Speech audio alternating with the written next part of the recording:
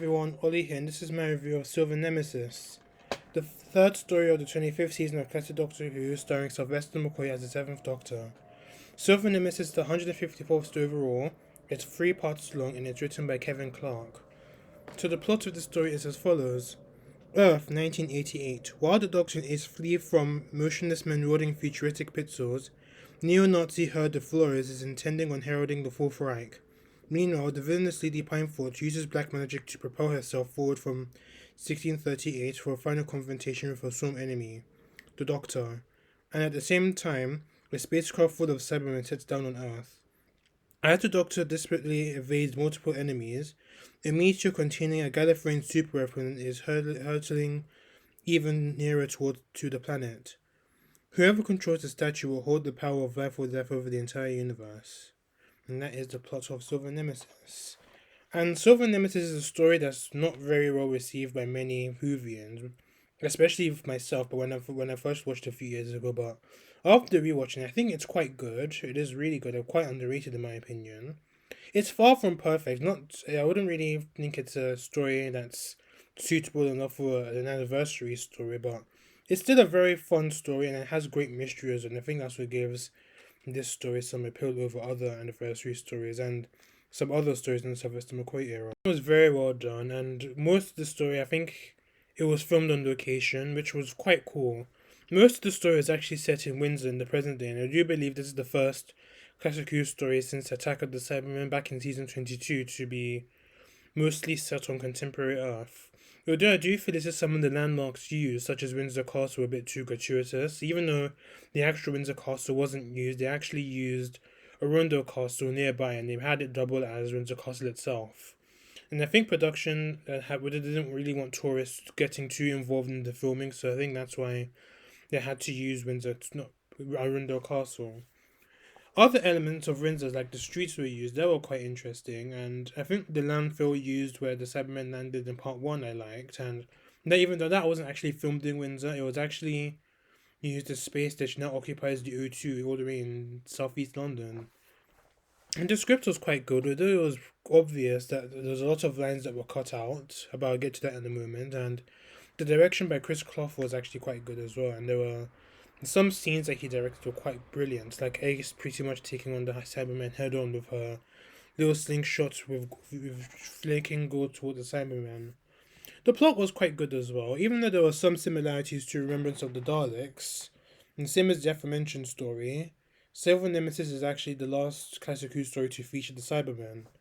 And although the plot does get a bit convoluted at times, especially with the Nemesis and the bow and arrow stuff.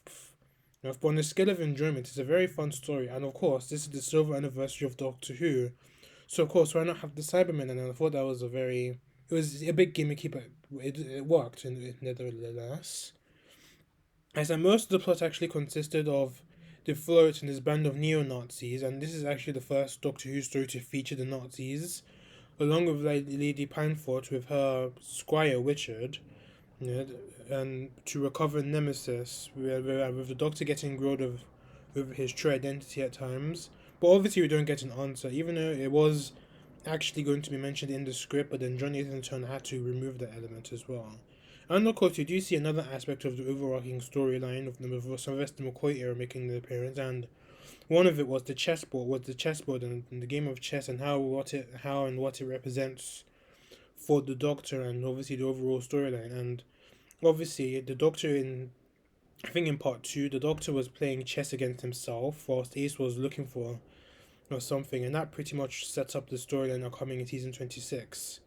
After giving us hints of the storyline here and there, but if you do find the story a bit convoluting and confusing in some way, I definitely recommend watching Silver Nemesis. Yes, after finishing season 26, so in a way, it does kind of make sense for you to kind of have a grasp as to why the Doctor's playing chess by himself and what it represents to other characters like Painfort and the Doctor and Ace to some extent. And initially, Silver Nemesis was revealed the Doctor to be a god of some form, but John Nathan Turner had to tell the writer Kevin Clark to remove that element from the story because he didn't want any religious connotations attached to Doctor Who. So, and I think other elements that pretty much alluded the Doctor to being a god was removed also, and and this resulted in some bits of the dialogue being unexplained, such as the Doctor and Ace discussing who the founders of the Time Lord Society were, and there were Rassilon, Omega, and a third was implied, but the Doctor didn't actually answer Ace, and the Virgin New Adventures series of novels that aired that was released after Doctor Who had ended that actually kind of explained it. I think there was a novel was called Long Barrow that I'm not sure if it was Long Barrow that confirmed this, but I think one of the main novels actually did confirm that the third founder was someone called the Other, and it was heavily implied, or I'm not sure if it was implied or revealed that the Other was actually another version of the Doctor. And I think this was meant to have, this was the initial Cotmore master plan, but yeah, that was quite unexplained in this story. And I think Silver Nemesis does have some very good moments with a good balance of comedy and drama. I like the first few minutes of the story when the Doctor and Ace were pretty much having a very chilled, oddly sunny afternoon for November. We're just listening to a jazz band, but I understand this was probably filmed during the summer. So when they're on their way back to the TARDIS, they were hijacked they were ambushed by the cyber hitmen, and then they had to pretty much jump in the nearby lake to avoid them, which was quite fun.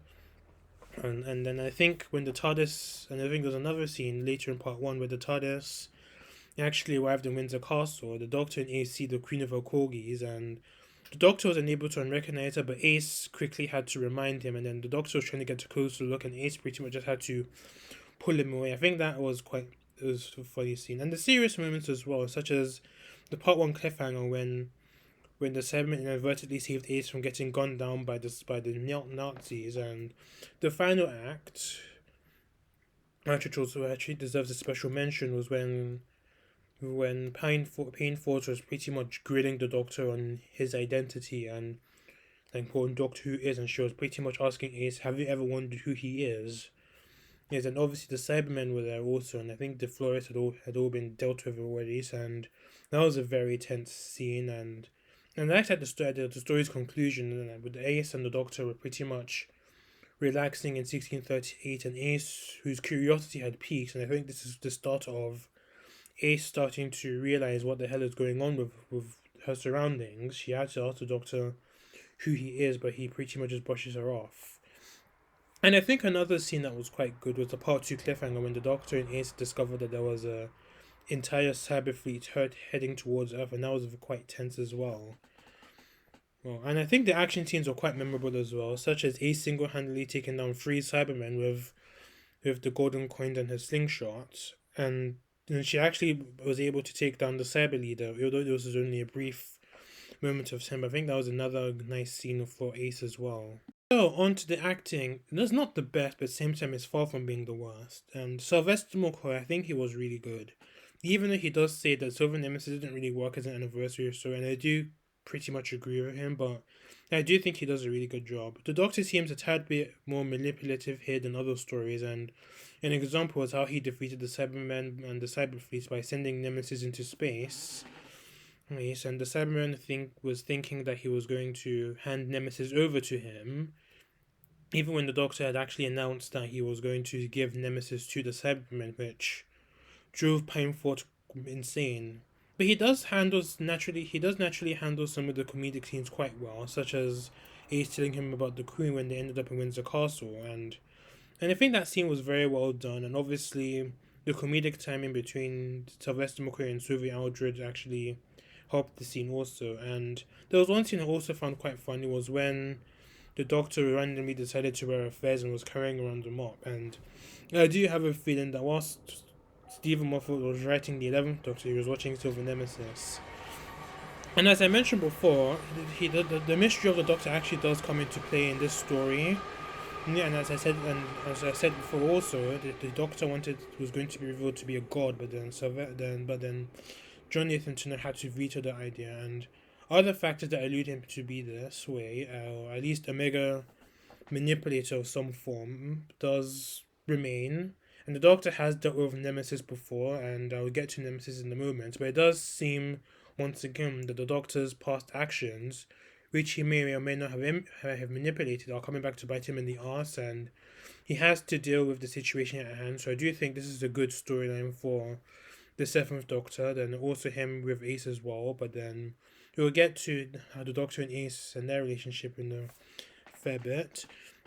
Sophie Aldred did a very good job. I liked how Ace was with the Doctor for the entire story, and the two weren't separated for at all for at least an entire part, or at least half a part. As most of the stories in the Sylvester McCoy era see the Doctor and Ace get separated in one way, shape, or form. Or even Doctor Who as a whole, you do have a companion that does get separated from the Doctor for at least a good chunk of the story. Yeah, and Ace actually develops in this story, and I think this is where her character development really starts to take shape. And Ace, as usual, kicks ass. And there was a scene where she actually blows up the ship with the two cyber hitmen inside, right? With all her Nitro 9.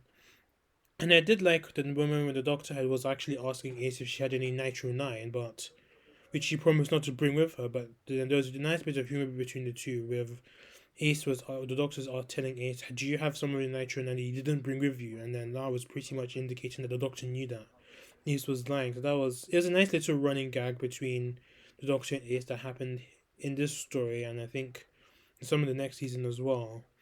I do like how on the Ace's toughened exterior, there's this bit of vulnerability that actually comes up, and then whenever she feels vulnerable, she really feels it, and she has to reflect on it. Because we have to remember, Ace is only 16 years old with a lot of trauma, and that was one of the main storylines in season 26, with her overcoming that trauma with the help of the Doctor, even though the Doctor doesn't handle it in the greatest way possible, with him manipulating her to actually overcome the fear. But then it is actually helpful for Ace. And an example of this, with Ace feeling vulnerable in the story, was when DeFlores and his neo-Nazis pretty much ordered Ace to be shot, and Ace was literally petrified at the fact that she was going to get killed by the Nazis. But then, as soon as the Cybermen pretty much arrive, she's quite thankful that their arrival actually pretty much stopped them from killing her. But then the Doctor warns her that she shouldn't be thankful just yet. But I do like how Ace is starting to become very inquisitive in the story in regards to the Doctor and his past, such as asking about the founders of the Time Lord Society and, of course, Doctor Who. And the Doctor obviously brushes her off. And then I think Ace is now, as I said before, Ace is definitely starting to wonder, who is the Doctor? Who is this man I've been traveling with? And it does become, and I think Ace does become more inquisitive in the next season, as obviously the Doctor is actively manipulating her, which she was starting to notice. And I think if the show had actually continued past season 26, I think Ace would have probably gotten a bit tired of the Doctor's manipulations, and I think that's how she probably would have either left the TARDIS, or how she would have pretty much joined the Time Lord Society, with Time Lord the Canary, and parting on very bad terms with the Doctor.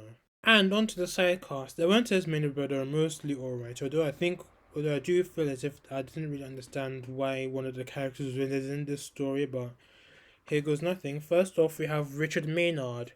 He was Lady Pinefort's servant or squire or something, and he and Pinefort travelled into 1988 via a time storm, but he didn't like what he saw in the future, and he actually wanted to return home. But despite his feelings about the future, he chose to remain loyal to Lady Pineforth. Even though she wanted to see or at least obtain Nemesis before leaving, but when Pineforth died when she merged with Nemesis, he lamented about being alone, but then the Doctor was able to return him back to his own time. He was a good character, annoying at first, but then he realized that he was way out of its depth, and all he wanted to do was go home, and that kind of does make him relatable. And he did seem very grateful when the Doctor was able to return him back home, and he did offer to play some music for the Doctor and Ace afterwards, which I thought was a very nice gesture. He does destroy some Cybermen, which was quite impressive, and for a guy from the 17th century, that was quite impressive. Then we have Carl. He was DeFlores' second in command, who ended up getting killed by the Cybermen. And we have Mrs. Remington. She's an American tourist that was visiting Windsor, and in order to try and find out about her ancestral roots, she picks up Lady Pineforth and Richard in her limousine, and she tells them about the Remingtons, but Pineforth obviously knew about them, and I think she had one of them poisoned or something. Now, I honestly have no idea why Mrs. Remington was in this story, but it turns out that the actress Dolores Gray was was a famed theatre actress, so I think her inclusion in this story was just a mere stunt cast. Lastly, we have Nemesis, a statue made of Validium originated from Gallifrey. Validium was a super weapon that was made by the Time Lord and was capable of great destruction. Lady Painful discovered the Validium in 1638, and when it landed, she had it carved in her form with her bow and arrow. The Doctor launched Nemesis into space with, on a rocket sled, and it was launched without the bow and arrow, but which was actually needed to activate the powers. The Doctor knew of its powers before Nemesis realized the powers itself, and Nemesis came back to Earth around the Earth orbit in every 25 years, and around that time, it would affect Earth's history and cause monumental events. For example, it caused like the eve of the First World War in 1913, Hitler taking over Austria in 1938, which was one of the main causes of World War II, and of course, when John F. Kennedy was assassinated in 1963. So Nemesis arrived in 1988, and it was sought after Painfort, the Florist, and the Cybermen with the bow and arrow. And I think Painfort had the bow, but then the arrow was in Windsor Castle. The Doctor handed Nemesis over to the Cybermen as a ruse to destroy them and the Cyber Fleet, which did drive Painfort crazy when the Doctor said he was going to hand Nemesis over to the Cybermen, and it exploded in space, pretty much destroying the village in itself as well as the Cyber Fleet. Nemesis was a very good character, and I liked how Nemesis was very sentient, and it was a living and breathing artifact, which made things very interesting, and I think it did save the story from being a very flat-out disaster. And I liked how creepy Nemesis looked. It was very white, and it looked like Lady Painfort herself, and the actress that played Painfort I did actually play Nemesis as well, and it was always quite creepy, and I do think that it looked, and I would actually say that Nemesis does look like the love child of Lady Painfort and the Watcher from Logopolis, and yeah, that I think that was quite funny what I said there. And of course, our enemies. First off, we have the Florist. He was the leader of a neo-Nazi group, and he was hiding in South America. He wanted Nemesis so he can establish the Fourth Reich, so he and his Nazis went to Windsor to retrieve Nemesis but needed the bow and arrow. And as I said before, Painfort had possessed the bow, and the arrow was with the Doctor and Ace. And when they recovered in Windsor Castle, they were ambushed by the Cybermen, but then he realized that the Cybermen were vulnerable to gold, so he had gold dust with him and allied himself with the Cybermen as some form of a power play thing. But then he obviously got killed along with his other neo-Nazi men.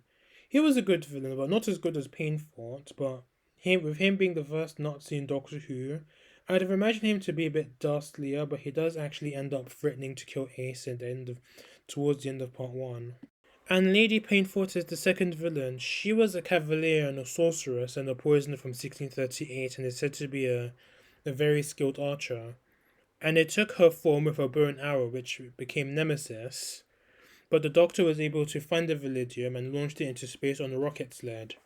But Nemesis had actually told Painfort about the Doctor and the secrets of Gallifrey.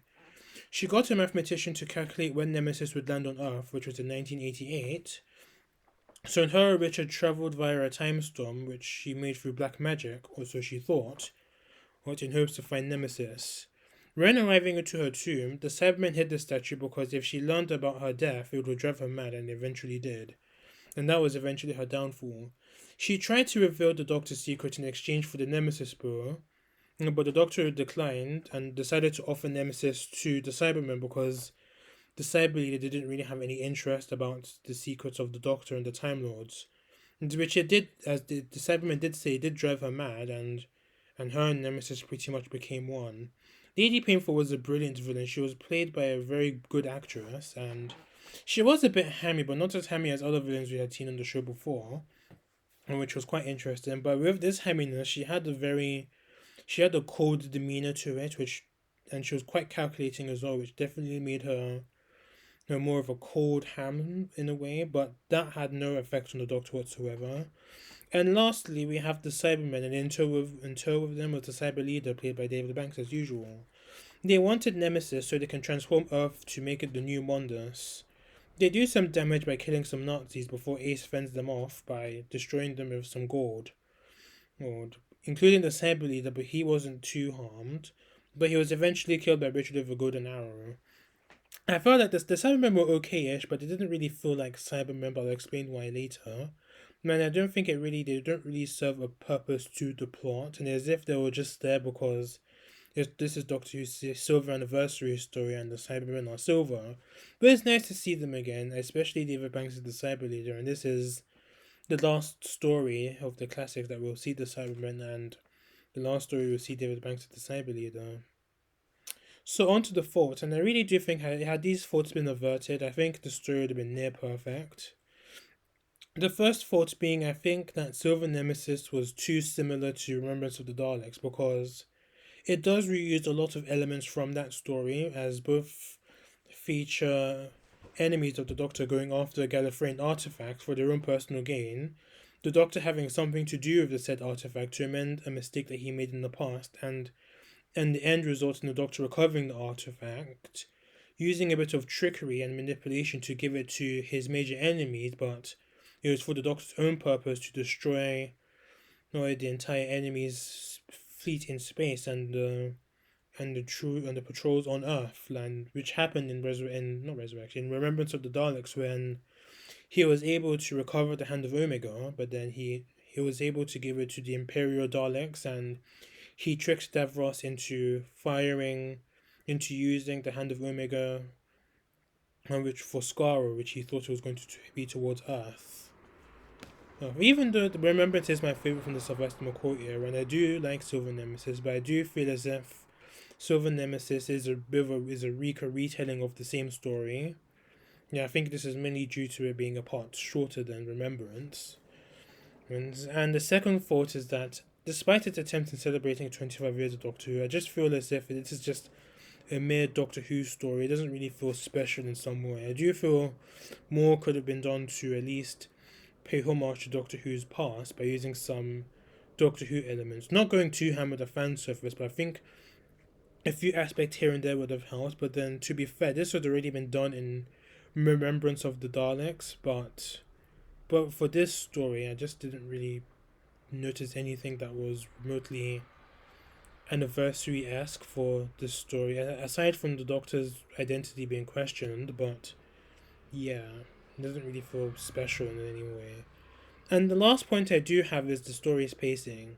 It does feel rather slow in part two, but then it falls apart as a result, and I think Silver Nemesis would have worked better as a fourth part, which would definitely help with the pacing.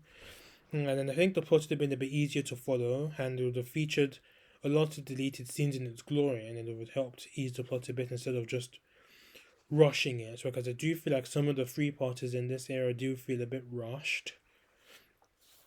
And I think the Cybermen didn't really feel like Cybermen because they were made a bit more like the Nazis. Like, they wanted to use Nemesis so they can pretty much create a new Mondas, which does feel very un-Cybermen-esque. Even though they did try to revive Mondas in their last appearance, but then that didn't really work out at all. But then it just felt a bit bland, and David Banks actually thought so as well.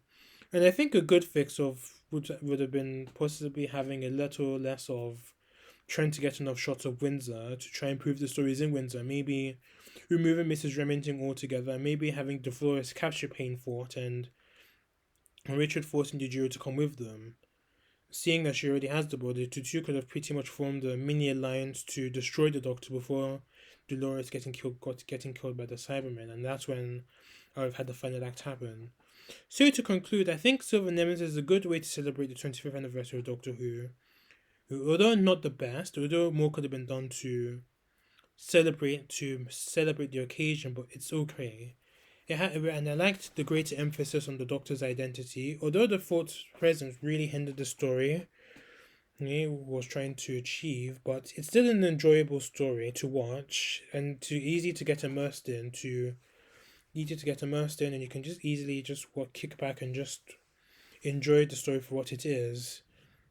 And I think it would have been even an easier watch to come back and watch after completing season 26. knowing what's going to happen. So I will give this story an 8 out of 10. So my next review will be the season 25 finale, The Greatest Show in the Galaxy. Thanks for watching this review. Please let me know what you thought of Silver Nemesis and this review. Please subscribe to this channel if you haven't done so already. Until then, see you later.